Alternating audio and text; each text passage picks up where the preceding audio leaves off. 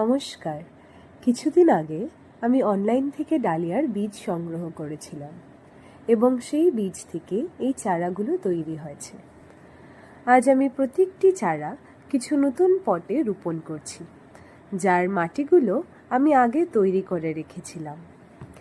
এই মাটিগুলোর কম্পোজিশন ছিল 50% garden soil আর 50% কোনো ভার্মি কম্পোস্ট অথবা গোবর সার। আমি এখানে গোবর সার ব্যবহার করেছি।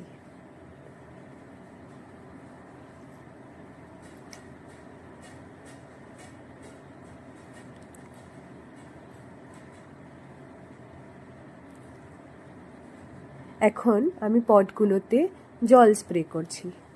আপনারা দেখবেন জলটা যেন পটটা ভরে স্প্রে করুন, পুরো পটটা যেন জলে ভরে।